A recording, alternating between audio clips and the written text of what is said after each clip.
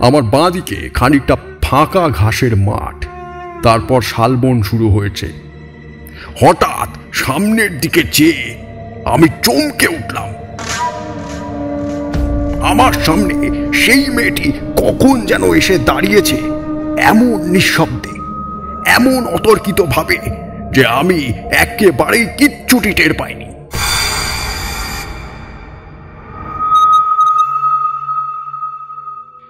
নমস্কার, গল্প.in 2.0 আজকের পর্বে আপনাদের সকলকে স্বাগত। আমাদের আজকের গল্প বিভূতিভূষণ বন্দ্যোপাধ্যায়ের লেখা তারানাথ তান্ত্রিকের গল্প মধু সুন্দরী দেবীর আবির্ভাব। বিভূতিভূষণ বন্দ্যোপাধ্যায় ছাড়া বাংলা সাহিত্য অসম্পূর্ণ। 1921 খ্রিস্টাব্দে প্রবাসী পত্রিকার মাঘ সংখ্যায় উপেক্ষিতা নামক গল্প প্রকাশের মধ্য দিয়ে তার সাহিত্যিক জীবনের সূত্রপাত ঘটে। তার লেখা উল্লেখযোগ্য কিছু উপন্যাস এবং ছোট গল্প হল পথের পাঁচালী, আরণ্যক, অপরাজিত, আদর্শ হিন্দু হোটেল, মেঘমল্লার ইত্যাদি। আমাদের আজকের গল্প পাঠে সায়ন। তারানাথ তান্ত্রিকের ভূমিকায় আমি সৌম্যজিৎ। শুরু হচ্ছে আজকের গল্প মধু সুন্দরী দেবীর আবির্ভাব।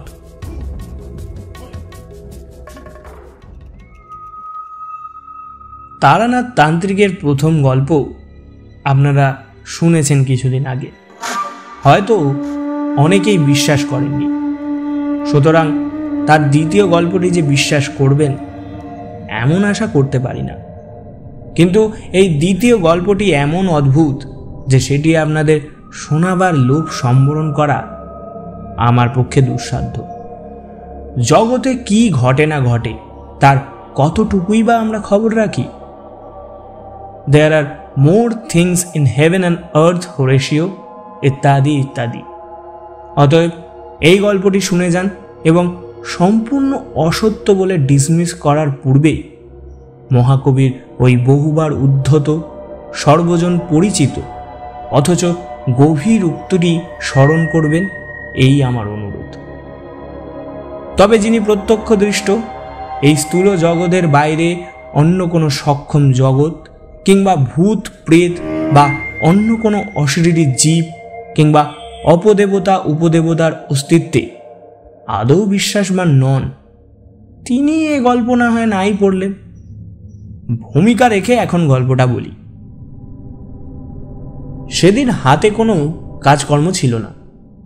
সন্ধ্যার পর মাঠ থেকে ফুটবল খেলা দেখে ধর্মতলা দিয়ে ফিরছিলাম। মোহনবাগান হেরে যাওয়াতে মনও প্রফুল্ল ছিল না। কি আর করি, ধর্মতলার মোড়ের কাছেই মডেলেনে তারানাথ জ্যোতিষীর বাড়ি গেলাম। তারানাথ একাই ছিল। আমায় বলল, এসো এসো, হে দেখা নেই বহুকাল, কি ব্যাপার? কিছুক্ষণ গল্প গুজবের পরে উঠতে যাব এমন সময় ঘোর বৃষ্টি নামল। তারানাথ আমায় এই অবস্থায় উঠতে দিল না। আমি দেখলাম বৃষ্টি হঠাৎ থামবে না। তারানাথের বৈঠকখানায় বসে আমরা দুজনে।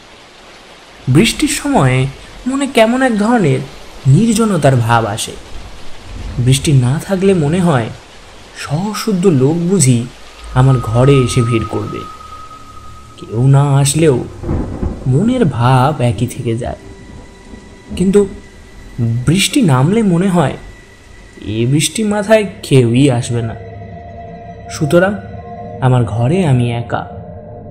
তারানাথের সঙ্গে বসেও সেদিন মনে হলো আমরা দুজন ছাড়া সারা কলকাতা শহরে যেন কোথাও কোনো লোক নেই। সুতরাং মনের ভাব বদলে গেল। এদিকে সন্ধ্যাও নামল। জীবনের অনেক ধরনের অভিজ্ঞতার কাহিনী বলার ও শোনার প্রবৃত্তি উভয়েরই জাগল। ঘোর বৃষ্টিমুখর আষাঢ় সন্ধ্যায় আমরা মোহনবাগানের শোচনীয় পরাজয়, ল্যাংড়া আম অতিরিক্ত সস্তা হওয়ার ব্যাপার, চৌরঙ্গীর মোড়ে ওবেলার বাস দুর্ঘটনা প্রভৃতি নানা রূপ কথা বলতে বলতে হঠাৎ কোন সময় নারী প্রেমের প্রসঙ্গে এসে পড়লাম। তারানাথ বেশ বড় জ্যোতিষী ও তান্ত্রিক হলেও সুখদেব যে নয় বা কোনো কালে ছিল না, এ কথা পরের গল্পটিতে বলেছি। আশা করি তা আপনারা ভোলেননি। নারীর সঙ্গে সে যে বহু মেলামেশা করেছে এ কথা বলাই বাহুল্য। সুতরাং তার মুখ থেকে এ বিষয়ে কিছু রসালো অভিজ্ঞতার কথা শুনব, এরূপ আশা করা আমার পক্ষে সম্পূর্ণ স্বাভাবিকই ছিল। কিন্তু তার পরিবর্তে সে এ সম্বন্ধে যে অসাধারণ অভিজ্ঞতার কাহিনীটি বর্ণনা করল, তার জন্য সত্যিই বলছি আদৌ প্রস্তুত ছিলাম। আর একটা কথা, তারানাথকে দেখে বা তার মুখের কথা শুনে আমার মনে হয়েছিল একটা কি ঘোর দুঃখ মনে সে চেপে রেখেছে। অনেকবার তন্ত্রশাস্ত্রের কথাবার্তা বলতে গিয়েও যেন কি একটা বলি বলি করেও বলেনি। আজ বুঝলাম তারানাথ তান্ত্রিকের জীবনে অনেক কাহিনী সে আমার কাছে কেন কারোর কাছেই বলেনি, কারণ সে কথা বলা তার পক্ষে কষ্টকর স্মৃতির পুনরুদ্বোধন করা মাত্র। তাছাড়া আমার মনে হয় লোককে সেসব গল্প বিশ্বাস করানো শক্ত। বললাম, জ্যোতিষী মহাশয়ের এ সম্বন্ধে অভিজ্ঞতা নিশ্চয় আছে অনেক, কি বলেন? তারানাথ বলল, অভিজ্ঞতা একটাই আছে, এবং সেটা বড় মারাত্মক রকমের অদ্ভুত। প্রেম কাকে বলে বুঝেছিলাম সেবার, এখন কিন্তু সেটা স্বপ্ন বলে মনে হয়। শোনো তবে। আমি বাধা দিয়ে বললাম, কোনো ট্র্যাজিক গল্প বলবেন না। প্রথম প্রেম হলো একটি মেয়ের সঙ্গে, সে মারা গেল, এই তো। ও ঢের শুনেছি।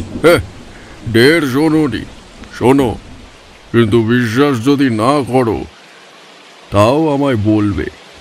এরকম গল্প বানিয়ে বলতে পারলে একজন গল্প লেখক হয়ে যেতাম। দু একজন নিতান্ত অন্তরঙ্গ বন্ধু ছাড়া এ কথা কারোর কাছে বলিনি। ঠিক এই সময় বাড়ির ভিতর থেকে তারানাথের বড় মেয়ে চারু ওরফে চারি দুপেয়ালা গরম চা ও দুটো করে পরোটা ও আলু ভাজা আনলো।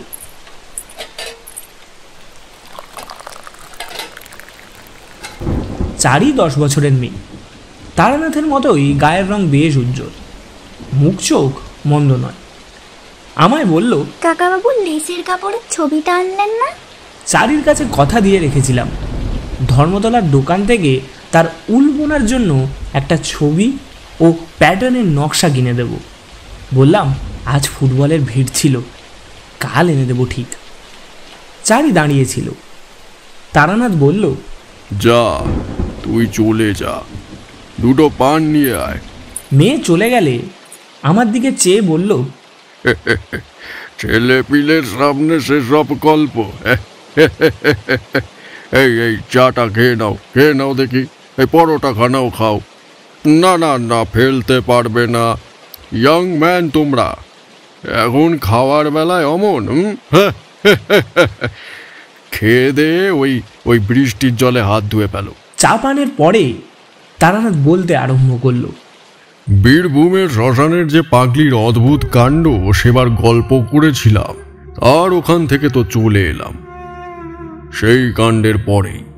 কিন্তু তন্ত্রশাস্ত্রের প্রতি আমার একটা অত্যন্ত শ্রদ্ধা হয়ে গেল তারপর থেকে।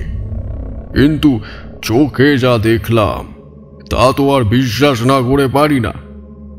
একটা পাগলির কথা থেকে বুঝেছিলাম পাগলি আমায় ইন্দ্রজাল দেখিয়েছিল নিম্নতন্ত্রের সাহায্যে, কিন্তু সে তো ব্ল্যাক ম্যাজিক ছাড়া উচ্চতন্ত্রের কথাও বলেছিল। ভাবলাম দেখি না কি আছে এর মধ্যে। গুরু খুঁজতে লাগলাম। খুঁজলে কি হবে, ও পথের পথিকের দর্শন পাওয়া অত্যন্ত দুর্লভ। এই সময় বহু স্থান ঘুরে বেরিয়ে আমার দুটো মূল্যবান অভিজ্ঞতা হলো। প্রথম, ধুনি জ্বালানো সাধুদের মধ্যে 99% জন ব্যবসাদার। ধর্ম জিনিসটা এদের কাছে একটা বেচা কেনার বস্তু। ক্রেতাকে ঠকাবার বিপুল কৌশল ও আয়োজন এদের আয়ত্তাধীনে। দ্বিতীয়, সাধারণ মানুষ অত্যন্ত বোকা, এদের ঠকানো খুব সহজ, বিশেষত ধর্মের ব্যাপারে। যাক, সব কথা বাদ দাও। আমি ধুনি জ্বালানো ব্যবসাদার সাধু অনেক দেখলাম, ইন্স্যুরেন্স দালাল দেখলাম, দৈবী ঔষধের মাদুলি বিক্রেতাকেও দেখলাম, সাধু বেশি ভিক্ষুকও দেখলাম, সত্যিকারের সাধু একটাও দেখলাম না। এই অবস্থায় বরাকর নদীর ধারে শালবনের মধ্যে ক্ষুদ্র একটা গ্রামের সীমায় এক মন্দিরে একদিন আশ্রয় নিয়েছি। শীতকাল, আমি বনের ডালপালা কুড়িয়ে আগুন করার জোগাড় করতে যাচ্ছি, এমন সময় একজন শ্যামবর্ণ, ঋজ এবং দীর্ঘাকৃতি প্রৌঢ় সাধক দেখি একটা পুটলি বগলে মন্দিরে ঢুকছেন। আমি গিয়ে সাষ্টাঙ্গে প্রণাম করলাম। সাধুটি বেশ মিষ্টভাষী, বললেন, তুই যে দেখছি বড় ভক্ত, কি চাস এখানে? বাড়ি ছেড়ে দেখছি রাগ করে বেরিয়েছিস।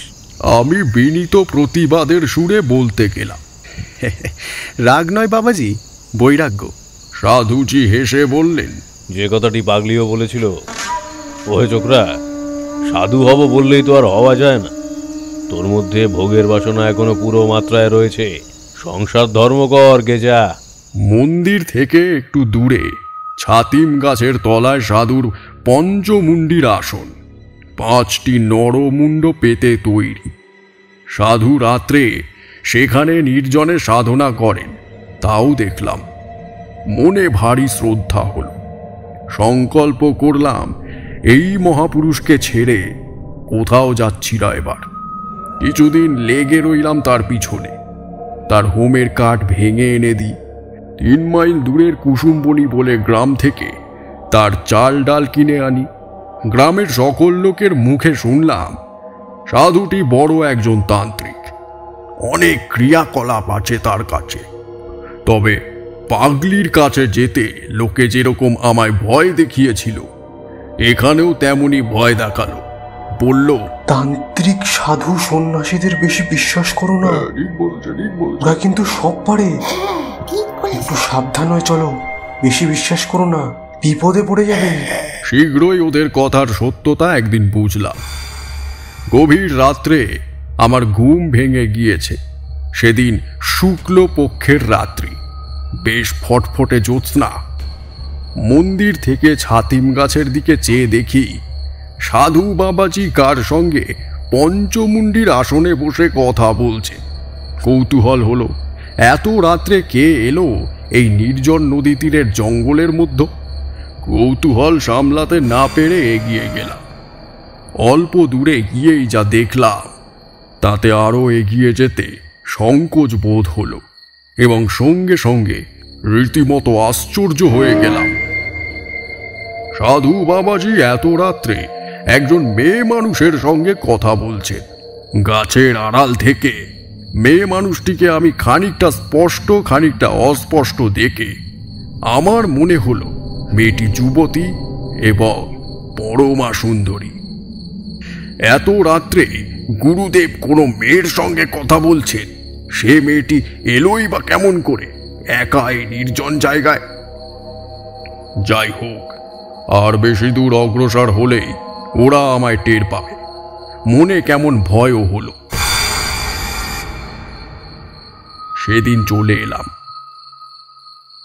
তারপর দিন রাতে আমি ঘুমোলাম না। গভীর রাত্রে উঠে পা টিপে টিপে বাইরে গিয়ে গাছের আড়াল থেকে উঁকি মেরে দেখি কাল রাতের সেই মানুষটি আজও এসেছে। ভোর হবার কিছু আগে পর্যন্ত আমি সেদিন গাছের আড়ালে রইলাম দাঁড়িয়ে। ফর্সা হওয়ার লক্ষণ হচ্ছে দেখে আর সাহস হলো না। মন্দিরে গিয়ে নিজের বিছানায় শুয়ে ঘুমিয়ে পড়লাম। পরদিন রাত্রেও আমার অবিকল তাই। একদিন আর একটি জিনিস লক্ষ্য করলাম, যে মেয়ে মানুষটির সঙ্গে কথা হচ্ছে তার পরনের বস্ত্রাদি বড়ই অদ্ভুত ধরনের। সে যে কোন দেশের বস্ত্র পরেছে সেটা না শাড়ি, না ঘাগরা, না জাপানি কিমোনো, না মেয়েদের গাউন। অজানা যদিও, কিন্তু ভারী চমৎকার মানিয়েছেও বটে। সেদিন আরও একটা কথা আমার মনে হলো। মেয়ে মানুষটি যেই হোক, সে জানে আমি রোজ গাছের আড়ালে দাঁড়িয়ে দাঁড়িয়ে ওর দিকে চেয়ে থাকি। কি করে আমার এ কথা মনে হলো তা আমি বলতে পারবো না, কিন্তু এই কথা আবঝাভাবে আমার মনের মধ্যে উদয় হওয়ায় সঙ্গে সঙ্গে মনে কেমন একটা ভয়ও হলো। সরে পড়ি বাবা, দরকার কি আমার এসবের মধ্য থেকে। কিন্তু পরদিন রাত্রে এক সময় আর শুয়ে থাকতে না পেরে নিশ্চিন্ত মনে উঠে যেতেই হলো। সেদিন আর একটা জিনিস লক্ষ্য করলাম, মেয়ে মানুষটি যখন থাকে তখন এক ধরনের খুব মৃদু সুগন্ধ যেন বাতাসে পাওয়া যায়। এ কদিনও এই গন্ধটা পেয়েছি, কিন্তু ভেবেছিলাম কোনো বন্য ফলের গন্ধ হয়তো। আজ বেশ মনে হলো এ গন্ধের সঙ্গে সেই মানুষটির উপস্থিতির একটা সম্বন্ধ আছে। এই রকম চলল আরো দিন 10-12। তারপর সাধুর ডাক এলো। বরাকর না কোটারমার এক গাঁড়োয়ালির জমিদার বাড়িতে কি শান্তি সস্তায়ন করার জন্য। সাধুজি প্রথমে যেতে রাজি হননি। 2 দিন তাদের লোক ফিরে গিয়েছিল, কিন্তু তৃতীয়বারে জমিদারের ছোট ভাই নিজে পালকি নিয়ে এসে সাধুকে অনেক খোসামত করে নিয়ে গেলেন।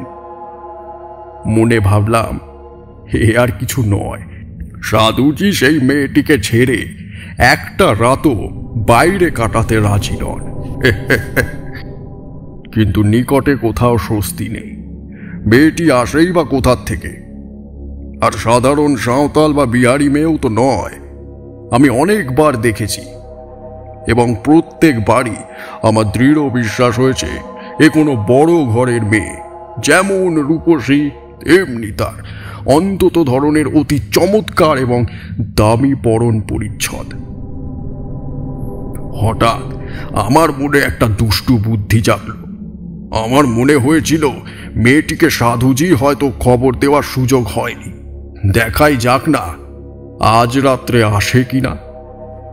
তখন ছিল অল্প বয়স, তোমরা যাকে বলো রোম্যান্স, তার তখন যে আমার যথেষ্টই ছিল। এতে তুমি আমাকে দোষ দিতে পারবে না হে। নির্দিষ্ট সময়ের কিছু আগে রাত্রে সেদিন আমি নিজেই গিয়ে পঞ্চমুণ্ডির আসনে বসে রইলাম। মনে ভয়ানক কৌতূহল, দেখি তো আজ মেয়েটি আসে কিনা। কেউ কোনো দিকে নেই, নির্জন রাত। মনে একটু ভয়ও হলো। এ ধরনের কাজ কখনো করিনি, কোনো হাঙ্গামায় আবার না পড়ে যাই। তখন আমি অপরিণত বুদ্ধি, নির্বোধ যুবক মাত্র। তখন গুণাক্ষরেও যদি জানতাম অজ্ঞাত সারে কি ব্যাপারে সম্মুখীন হতে চলেছি, তবে কি আর ছাতিম তলায় একা পঞ্চমুণ্ডির আসনে বসতে যাই? তার নয়, ও আমার অষ্টের লিপি। যে রাত্রের জের আমার জীবনে আজও মেটেনি। আমার মনের শান্তি চিরদিনের জন্য হারানোর সূত্রপাতটি ঘটেছিল সেই কাল রাত্রে। তা কি আর তখন বুঝেছিলাম? যাজ্ঞেয় কথা। রাত ক্রমে গভীর হলো। পূব দিকের গাছপালার আড়াল থেকে চাঁদ উঠতে লাগলো একটু একটু করে। আমার ডাইনেই বরাকর নদী, 2 পারেই শিলাখণ্ড ছড়ানো। তার ওপর জ্যোৎস্না এসে পড়ল।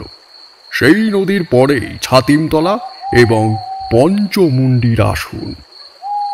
আমি যেখানে বসে আছি, আমার বাঁ দিকে খানিকটা ফাঁকা ঘাসের মাঠ, তারপর শালবন শুরু হয়েছে। হঠাৎ সামনের দিকে চেয়ে আমি চমকে উঠলাম। আমার সামনে সেই মেয়েটি কখন যেন এসে দাঁড়িয়েছে, এমন নিঃশব্দে, এমন অতর্কিত ভাবে যে আমি একেবারেই কিচ্ছুটি টের পাইনি। অথচ আগেই বলেছি, আমার একদিকে বরাকর নদীর জ্যোৎস্না ওঠা শিলাবিস্তৃত পার, আর একদিকে ফাঁকা মাঠ। আসনে বসে পর্যন্ত আমি সতর্ক দৃষ্টিও রেখেছি মাঠের দিকে। নদীর দিক থেকে আমার কাছে কারোর আসা সম্ভবই নয়। মাঠের দিক থেকে কেউ এলে আমার দৃষ্টি এড়োনোর কথা নয়। মেয়েটি যেখানে দাঁড়িয়ে সেখানে আধ সেকেন্ড আগেও কেউ ছিল না, সেটা আমি জানি। আধ সেকেন্ড পরেই সেখানে জলজ্যান্ত একটা রূপসী মেয়ের আবির্ভাব আমার কাছে সম্পূর্ণ ইন্দ্রজালের মতো ঠেকলো বলেই আমি চমকে উঠলাম। সঙ্গে সঙ্গে সেই মধুর সুগন্ধ আমার সারা দেহ মন অবাস আচ্ছন্ন হয়ে উঠল। আমার জ্ঞানও বোধ হয় ছিল তারপর আর 1 সেকেন্ড। তারপরে কি ঘটল আমি আর কিছুই জানি না।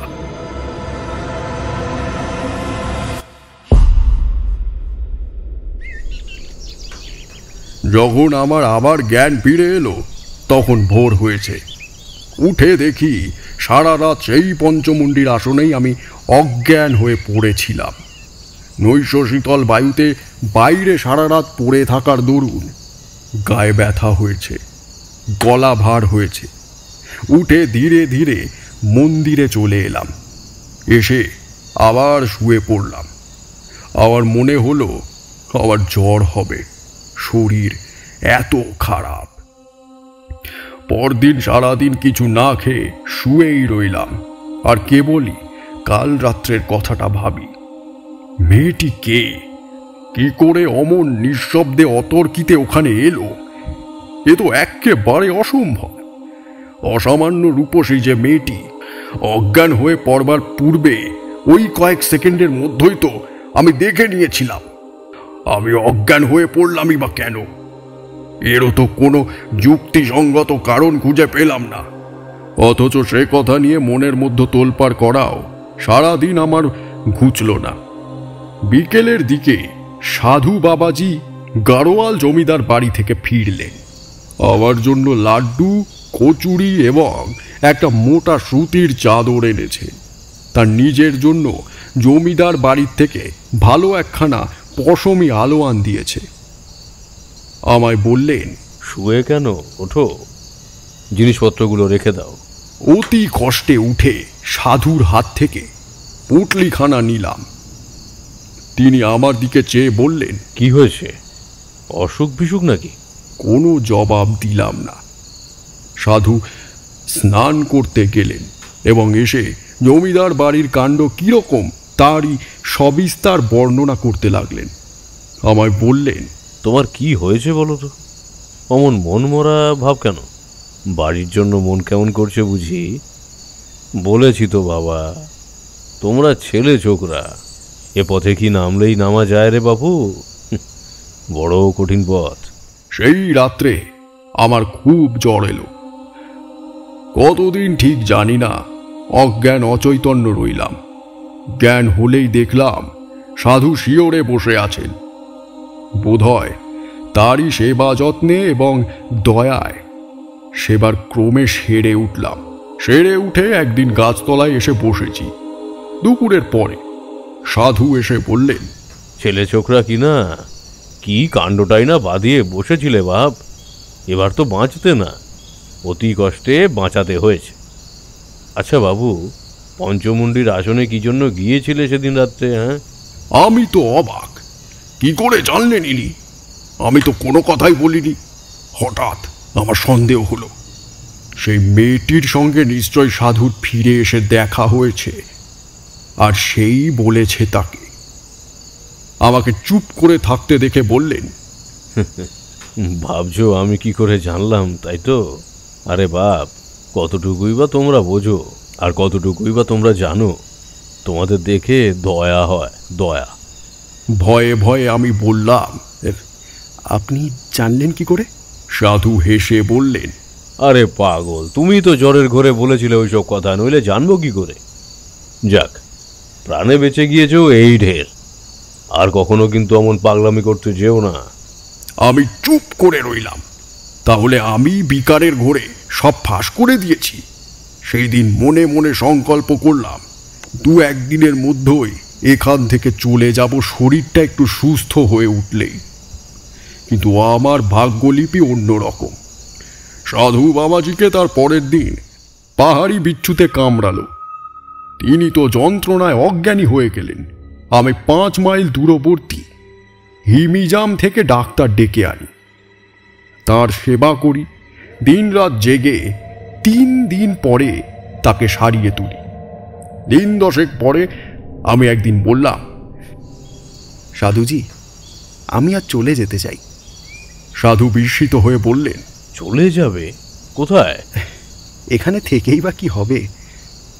আমার তো কিছুই হচ্ছে না, মিছে বসে থাকা আর মন্দিরের প্রসাদে ভাগ বসানো। 2টি পেটের ভাতের লোভে আমি তো এখানে বসে নেই। সাধুজি চুপ করে গেলেন, তখন কোনো কথা বললেন না। সন্ধ্যার কিছু আগে আমায় ডেকে তিনি কাছে বসালেন, বললেন, ভেবেছিলাম এ পথে নামাবো না তোমায়, কিন্তু তুমি দুঃখিত হয়ে চলে যাচ্ছ, সেটা বড় কষ্টের বিষয় হবে আমার পক্ষে। তুমি আমার যথেষ্ট উপকার করেছো, নিজের ছেলের মতো সেবা করেছো। তোমাকে কিছু দিতে চাই, একটা কথা তার আগে বলি। তোমার সাহস আছে বেশ তো? আমি বললাম, আগে হ্যাঁ, এর আগেও আমি বীরভূমের এক শ্মশানে তন্ত্র সাধনা করেছি। তারপর আমি সেই শ্মশানের পাগলি এবং তার অদ্ভুত ক্রিয়াকলাপের কথা বললাম। এতদিন পরে আজ প্রথম সাধুকে পাগলির কথা বললাম। সাধু অবাক হয়ে বললেন, সে পাগলিকে তুমি চেনো? আরে সে যে অতি সাংঘাতিক মেয়ে মানুষ। তুমি তার হাত থেকে যে অত সহজে উদ্ধার পেয়ে এসেছো, সে কেবল তোমার পরজন্মের পণ্য। ওর নাম মাতু পাগলি, মাতঙ্গিনী। ও নিম্ন শ্রেণীর তন্ত্রে ভয়ানকভাবে সিদ্ধ। ওর সংস্পর্শে গিয়ে পড়েছিলে, কি সর্বনাশ! ওকে আমরা পর্যন্ত ভয় করে চলি। কিরকম জানো? যেমন লোকে খ্যাপা শেয়ার কুকুরকে কি গোখরো সাপকে ভয় করে, সেরকম ও সেই জাতীয়। তবে ওর ইতিহাস বড় অদ্ভুত, সে একদিন বলবো। তা কতদিন ছিলে ওর সঙ্গে? প্রায় 2 মাস।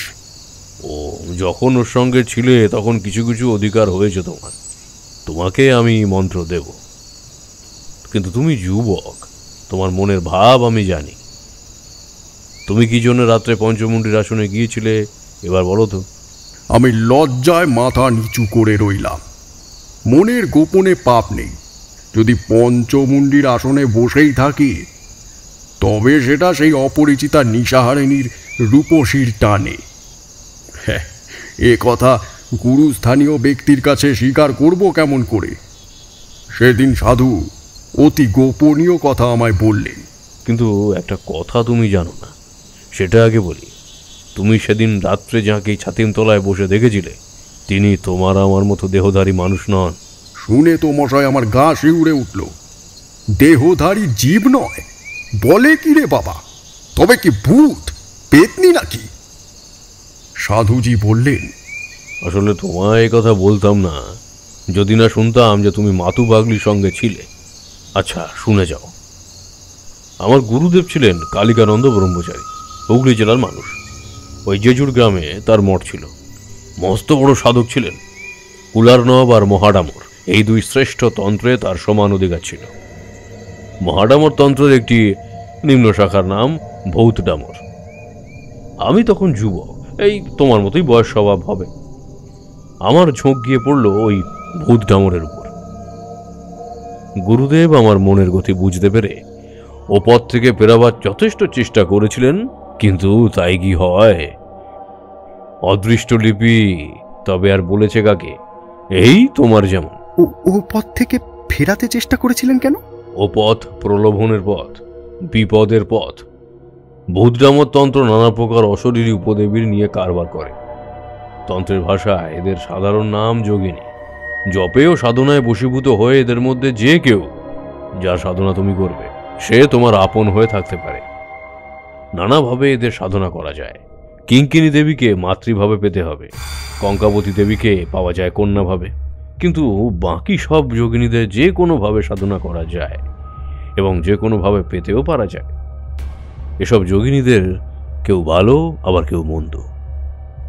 এদের জাতি নেই, বিচার নেই, ধর্ম নেই, কোনো গণ্ডি বা বাধ্যবাধকতার মধ্যে এরা আবদ্ধ নন।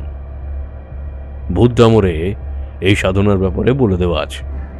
ভূতডামরের প্রথম শ্লোকই হল, অখাত সং প্রবক্ষামি যোগিনী সাধনোত্তমম সর্বস্বার্থনং নাম দেহিনাং সর্বসিদ্ধিদম অতিগুজ্জা মহাবিদ্যা দেবানামাপি দুর্লভা। তুমি সেদিন যাকে দেখেছিলে তিনি এইরকম একজন জীব। তোমার যদি সাহস থাকে সে মন্ত্র আমি তোমায় দেব, কিন্তু আমার যদি নিষেধ শোনো তবে এ পথে নেমো না। এতটা বলে সাধুজি ভালো করেননি। আমার কৌতূহল বাড়িয়ে দিয়ে তিনি আমায় আর কি সামলে রাখতে পারেন? আমি নাছোড় বাঁধা হয়ে পড়লাম। মন্ত্র নেই। সাধুজি বললেন, তবে কনকবতী দেবীর সাধনাতেই মগ্ন হয়ে যাও, কন্যাভাবে পাবে দেবীকে।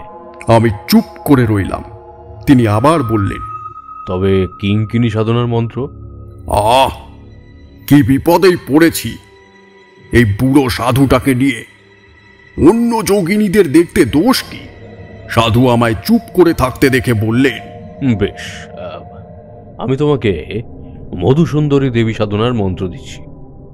একে কন্যাভাবে, ভগ্নীভাবে অথবা ভার্যাভাবেও পেতে পারো। তবে আমার কথা যদি শোনো, কখনো ভার্যাভাবে পেতে যেও না। এর বিপদের দিকটাও বলি।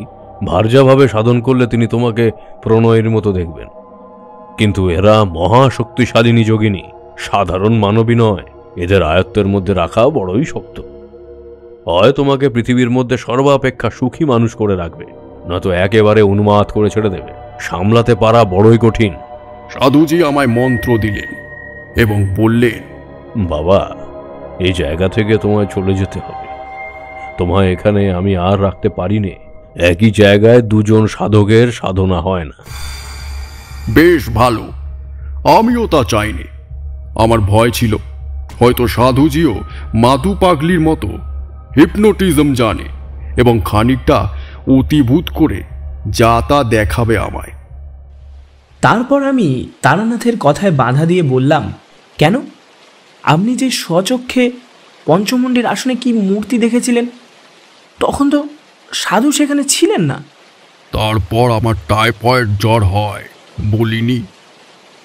হয়তো পঞ্চমুণ্ডীর আসনে যখন বসে তখনই জ্বর আসছে। সে সময় জ্বরের পূর্বাবস্থায় অসুস্থ মস্তিষ্কে কি বিকার দেখে থাকবো? হয়তো চোখের ধাঁধা। জ্বর সেরে উঠে এই সন্দেহ আমার হয়েছিল। সত্যিই বলছি। যাজ্ঞে সেসব কথা। তারপর ওখান থেকে চলে গেলাম বরাকর নদীর ধারে আর একটা নির্জন জায়গায়। ওখান থেকে 5-6 মাইল দূরে। সেখানে একটা গ্রাম ছিল। কিছু দূরে থাকতাম গ্রামের বারোয়ারি ঘরে। গ্রামের লোকে যে যা দিত তাই খেতাম, আর সন্ধ্যার পরে নদীর ধারে নির্জনে বসে মন্ত্র জপ করতাম। এই রকম 1 মাস কেটে গেল, 2 মাস গেল, 3 মাস গেল, কিছুই দেখিনি। মন্ত্রের ওপর বিশ্বাস ক্রমেই যেন কমে যাচ্ছে। তবুও মনকে বোঝালাম। 6 মাস পরে পূর্ণহুতি ও হোম করার নিয়ম বলে দিয়েছিল সাধুজি। তার আগে কিছু হবে না। 6 মাসও পূর্ণ হলো। সাধুজি যেমন বলে দিয়েছিল ঠিক সেই সব নিয়মই পালন করলাম। বরাকর নদীর তীরে বসে ভাত রাঁধলাম, কই মাছ পোড়ালাম, কলার পাতায় ভাত এবং পোড়া মাছের নৈবেদ্য দিলাম। ডুমুরের সমিধ দিয়ে বালির ওপর হোম করে ওং টং ঠং ঝং ইং খং মধুসুন্দর্যৈ নমঃ এই মন্ত্রে আহুতি দিলাম। জাতি ফলের মালা নিতান্ত দরকার। কত দূর থেকে খুঁজে জাতি ফলের মালা এনেছিলাম। তার মালা এবং চন্দন আলাদা কলার পাতায় রেখে দেবীর উদ্দেশ্যে নিবেদন করে ধ্যানে বসলাম। সারা রাত কেটে গেল। বললাম, কিছু দেখলেন? কাকর্ষ পরিবেদনা। ঘি, চন্দন, মিষ্টি কিনতে কেবল কতকগুলো পয়সা শ্রাদ্ধ হয়ে গেল। ধ্যান, জপ, হোমে কিছুই ফল পড়ল না। রাগ করে টান মেরে সব নৈবেদ্য ফেলে দিলাম নদীর জলে। বেটা সাধু বিষম ঠকিয়েছে। কোনো বেটার কোনো ক্ষমতা নেই। যেমন মাদু পাগলি তেমন এই সাধু। মন্ত্রটা সবই বাজে, খানিকটা হিপনোটিজম জানে, তার বলে মূর্খ গ্রাম্য লোককে ঠকিয়ে খায়। এসব ভাবি বটে, জবটা কিন্তু ছাড়তে পারিনি। অভ্যেস মতো করেই যায়, ওটা যেন একটা বদ অভ্যেস দাঁড়িয়ে গিয়েছিল। এভাবে আরো মাস 4-5 কেটে গেল। একদিন সন্ধ্যার পরেই, রাত তখন হয়েছে সবে, 8 ঘন্টাও হয়নি, আমি একটা গাছের তলায় বসে জব করছি। অন্ধকার হলেও খুব ঘন হয়নি তখনও। হঠাৎ তীব্র কস্তুরীর গন্ধ অনুভব করলাম বাতাসে। বেশ মন দিয়ে শুনে যাও, এক বর্ণ মিথ্যে বলিনি। যা যা হলো একটার পর আর একটা বলছি, মন দিয়ে শোনো। কস্তুরীর গন্ধটা যখন সেকেন্ড 4-5 পেয়েছি, তখন আমার সেদিকে মন গেল। ভাবলাম, এ দেখছি অবিকল কস্তুরীর গন্ধ। বাহ, পাহাড়ে জঙ্গলে কত সুন্দর অজানা বনভলি না আছে। তারপরে আমার মনে হলো, আমার পেছনে, অর্থাৎ যে গাছটার তলায় বসেছিলাম, তার গুঁড়ির আড়ালে কে একজন এসে দাঁড়িয়েছে। আমি পেছন থেকে দেখতে পাচ্ছি না বটে, কিন্তু অনেক সময় লোকের উপস্থিতি চোখে না দেখেও এভাবে ধরা যায়। আমার সমস্ত ইন্দ্রিয় তখন যেন অতিমাত্রায় সজাগ এবং সতর্ক হয়ে উঠেছে। বাতাস যেন বন্ধ হয়ে গেল, সমস্ত শরীর দিয়ে যেন গরম আগুনের হলকা বেরোচ্ছে মনে হলো। আবার অজ্ঞান হয়ে যাব নাকি, ভয় হলো মনে। ঠিক সেই সময় আমার সামনে দেখলাম একটা মেয়ে দাঁড়িয়ে। 8 সেকেন্ড আগেও তিনি সেখানে ছিলেন না। ঠিক সেই পঞ্চমুণ্ডির আসনে বসার রাত্রের সেই অভিজ্ঞতার পুনরাবৃত্তি। কিন্তু এবার মনে মনে দৃঢ় সংকল্প করলাম, জ্ঞান হারাবো না কখনোই।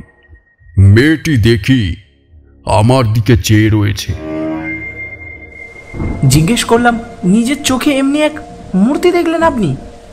আমার কথার মধ্যে হয়তো একটু অবিশ্বাসের গন্ধ পেয়ে তারানাথ উগ্র প্রতিবাদের সুরে বলল, নিজের চোখে, সুস্থ শরীরে বিশ্বাস করো না করো সে আলাদা কথা, কিন্তু যা দেখেছি তাকে মিথ্যে বলতে পারবো না। কিরকম দেখলেন? কেমন চেহারা? ভারী রূপসী যদি বলি, কিছুই বলা হলো না। অবিকল সেই মূর্তি। তখন বুঝলাম, দেবদেবীর ধ্যান মন গড়া কথা নয়। সাধুকে প্রত্যক্ষ করলে এমন বর্ণনা দেওয়া যায় না। আপনি কোনো কথা বললেন? কথা? আমার চেতনা তখন লোপ পাওয়ার মতো হয়েছে। তো কথা বলছি? তো পাগল তুমি? সে তেজ সহ্য করা আমার কম্য। সাধারণ মানবীর মতো তার কোনো জায়গায় নয়। ওরে বাবা, সে কি চোখের ভাব! ত্রিভুবন জয় হয় সেই চোখের চাউনিতে। আমি অধীর হয়ে বললাম, বর্ণনা রাখুন, কি কথা হলো বলুন। কথাবার্তা যা হয়েছিল সব বলার দরকার নেই। মোটের ওপর সেই থেকে মধুসুন্দরী দেবী প্রতি রাতে আমাকে দেখা দিতেন। নদী তীরের সেই নির্জন জায়গায় তাকে চেয়েছিলাম প্রিয়া রূপে। বলাই বাহুল্য, সাধুর কথা কে শোনে? তখন শীতকাল, বরাকর নদীর জল কম হয়েছে অনেক। জলের ধারে জলজ লিলি গাছ শুকিয়ে হলদে হয়ে এসেছে। আগে যেখানে জল ছিল সেখানে বালির ওপর অভ্রকোণা জ্যোৎস্না রাতে চকচক করে। বরাকর নদীর দুপারের শালবন পাতা ঝরিয়ে দিচ্ছে। আকাশ রোজ নীল। রাতে শুক্লপক্ষের জ্যোৎস্নার বড় মনোরম শোভা। সেই সময় থেকে 3টি মাস দেবী প্রতি রাতে দেখা দিতেন। সত্যিকার বাঁচা বেঁচেছিলাম ওই 3 মাসে। এসব কথাও বলা এখন আমার পক্ষে বেদনাদায়ক। কত বেদনাদায়ক তুমি জানো না।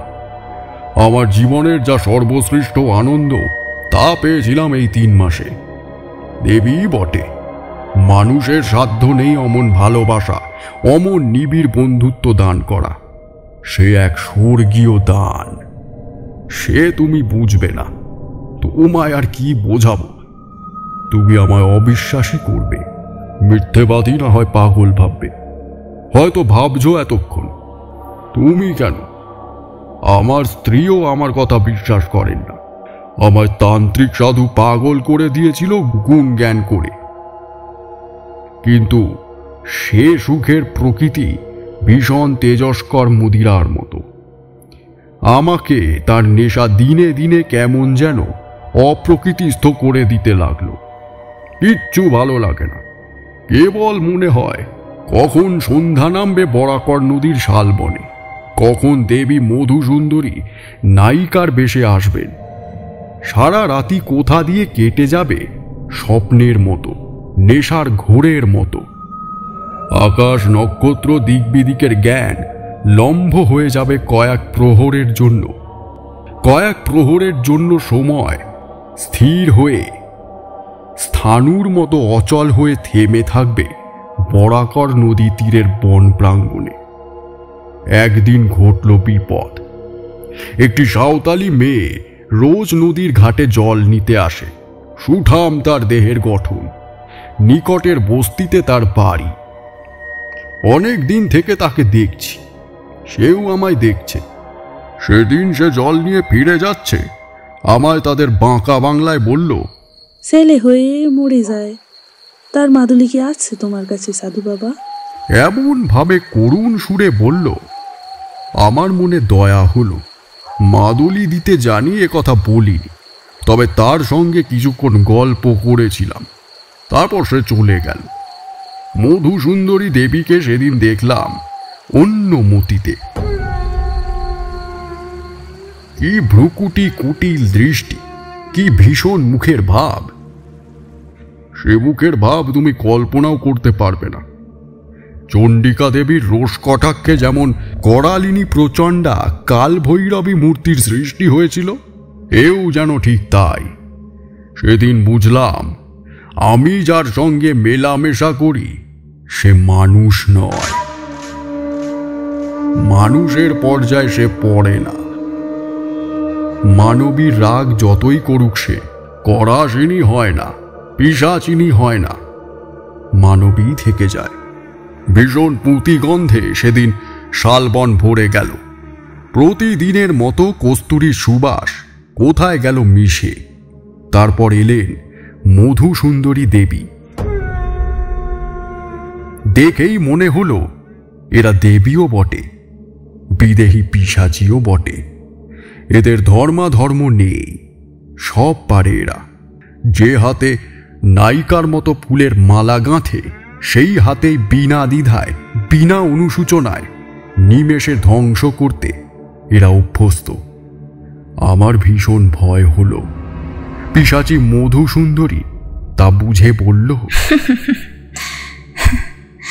ভয় কিসের? আমি বললাম, ভয় কই? তুমি তুমি তুমি রাগ করেছো কেন?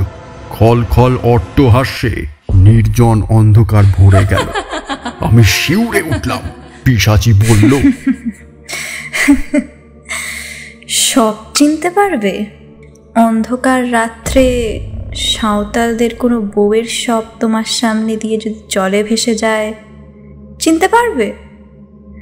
তুমি যদি না চিনতে পারো, দুটি সবে জড়াজড়ি করে ভেসে থাকলে অন্য লোকে সকালে নিশ্চয়ই চিনবে। হাত জোর করে বললাম, দেবী দেবী তোমায় তোমায় ভালোবাসি। ও মতি, আমায় দেখিও না।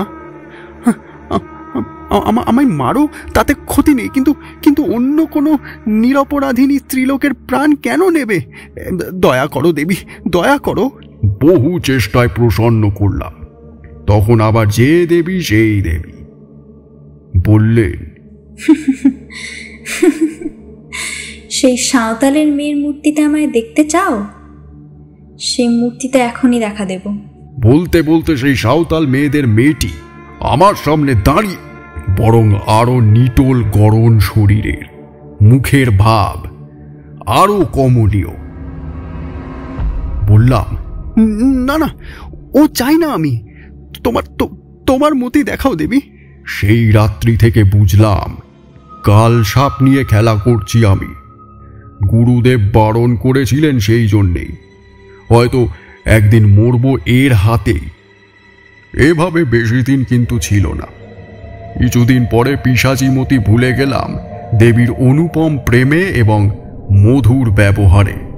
তাতেও বুঝলাম এ সাধারণ মানবী নয়, অমানসিক ধরনের এদের মন। মানুষের বিবর্তনের জীব এরা নয়, হয় তার উপরে নয় তার নিচে। একদিন দেবী আমায় বললেন, আর কিছুদিন যাক, তোমায় বহু দূরে নিয়ে যাব। কোথায় সে বলবো না এখন। কত দূর? কোন দিকে? এত দূরে, এমন দিকে যা তুমি ধারণাও করতে পারবে না। তবে তোমার ভাগ্যে আছে কি তা? সব ভুলে গেলাম আবার। পিশাচিনী মধুসুন্দরী তখন কোথায় মিলিয়ে গেছে আমার সামনে হাস্যলাস্যময়ী যৌবন চঞ্চলা অপরূপ রূপসী এক তরুণী নারী, দেবী বটে।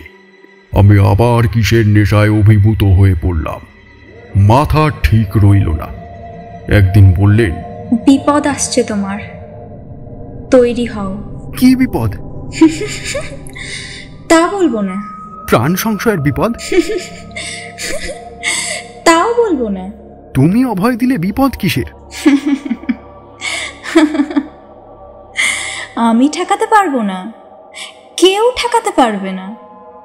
যা আসছে তা আসবেই। 3 মাস পরে আমার বাড়ি থেকে লোকজন সন্ধানে সন্ধানে সেখানে গিয়ে হাজির। গ্রামের লোক তাদের বলেছে কে একজন পাগল, বোধহয় বাঙালি হবে, অল্প বয়সে বরাকর নদীর ধারে শালবনে সন্ধ্যাবেলা বসে থাকে আর আপন মনে বিড়বিড় করে বকে। আমায় এই অবস্থায় গায়ের অনেকেই নাকি দেখেছে। তাই শুনে বাড়ির লোক আমায় গিয়ে খুঁজে বার করলো। ছেঁড়া ময়লা কাপড় পরনে, ময়লা জট, গায়ে খড়ি উঠছে। এই অবস্থায় নাকি আমায় ধরে। বাড়ি ধরে আনবার জন্য টানাটানি। আমি কিছুতেই আসবো না।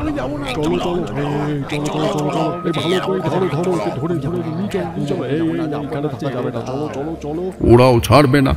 আমার তখন সত্যি জ্ঞান নেই, সত্যি আমি ক্ষিপ্ত, উন্মাদ। ওরা হয়তো আমায় আনতে পারতো না, কিন্তু যে দেবীকে পেয়েছিলাম প্রণয়িনী রূপে, তিনিই নিরুৎসাহ করলেন। কিরকম? ওরা ধরে নিয়ে গিয়ে নিকটবর্তী গ্রামের একটি গোয়াল ঘরে আমায় বেঁধে রেখেছিল। গভীর রাতে বাঁধন ছিঁড়ে ওদের হাত থেকে লুকিয়ে পালিয়ে সেই একটা রাত মধুসুন্দরী দেবীর সঙ্গে দেখা করেছিলাম। দেবীকে বললাম, আমি এই নদীর তীরের তীর্থস্থান ছেড়ে কোথাও যাব না। তিনি নিষ্ঠুর হাসি হেসে বললেন,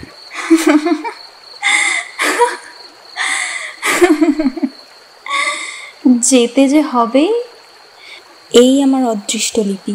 অদৃষ্টের বিরুদ্ধে তিনি অত বড় শক্তিশালিনী যোগিনী হয়েও যেতে পারেন না। তিনি জানেন এই রাতের পরে জীবনে তাঁর সঙ্গে আর কখনো দেখা হবে না। আগের থেকে বলে তৈরি করে রাখতে চেয়েছিলেন এই জন্যেই। দেবী ত্রিকালজ্ঞা। তাকে জিজ্ঞাসা করিনি কি করে তিনি এ কথা জানলেন। হলেও তাই। বাড়ি আসার পরে সবাই বললে কে কি খাইয়ে পাগল করে দিয়েছে। দিন কতক উন্মাদের চিকিৎসা চলল। বছর খানেক পরে আমার বিয়ে দেওয়া হলো। সেই থেকেই আমি সংসারী। আমি জিজ্ঞাসা করলাম, আর কখনো মন্ত্রজপ করে তাকে আহ্বান করেননি কেন? বাপরে, এ কি ছেলে খেলা! মারা যাব শেষে, অন্য নারী জীবনে এলে তিনি দেখা দেবেন সে চেষ্টাও কখনো করিনি। সে কতকাল হয়ে গেল, সে কি আজকের কথা? আচ্ছা, এখন আর তাকে দেখতে ইচ্ছা হয় না?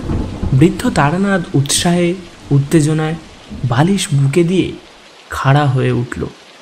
ইচ্ছে হয় না কে বলেছে? বললাম তো, ওই 3 মাসই বেঁচেছিলাম।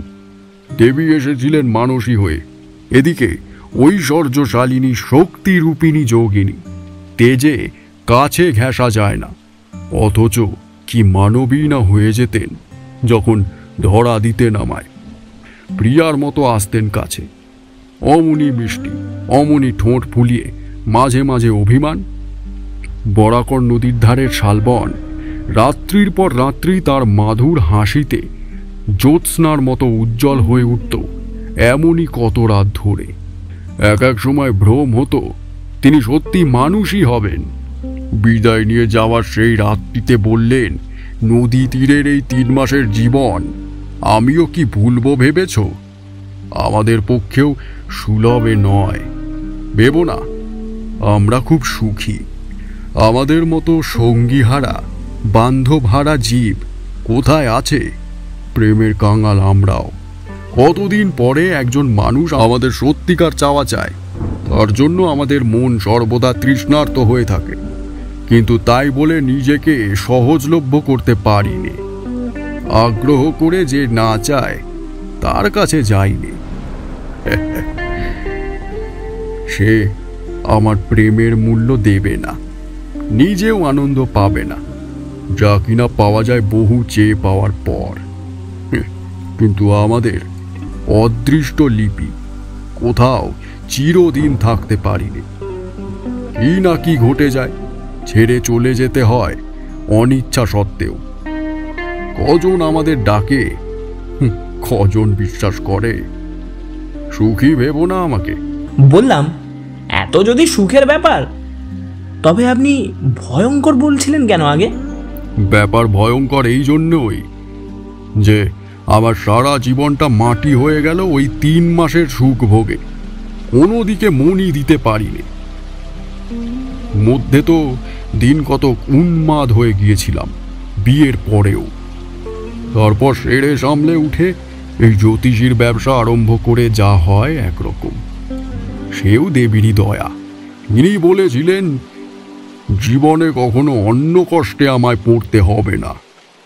পড়তে কখনো হয়ও নি, কিন্তু ওতেই কি আর আনন্দ দেয় জীবনে? হ্যাঁ। তারানাথ গল্প শেষ করে বাড়ির ভিতরে যাওয়ার জন্য উঠল। আমিও বেরিয়ে ধর্মতলার মোড়ে আসলাম। এক অদ্ভুত অবাস্তব জগৎ থেকে 20 শতাব্দীর বাস্তব সভ্যতার জগতে এসে যেন হাঁপ ছেড়ে বাঁচলাম। যতক্ষণ তারানাথ গল্প বলে ততক্ষণ ওর চোখ মুখের ভাবে ও গলার স্বরে গল্পের সত্যতা সম্বন্ধে অবিশ্বাস জাগে না, কিন্তু ট্রামে উঠেই মনে হয়, কি মনে হয় তার নাই বা বললাম।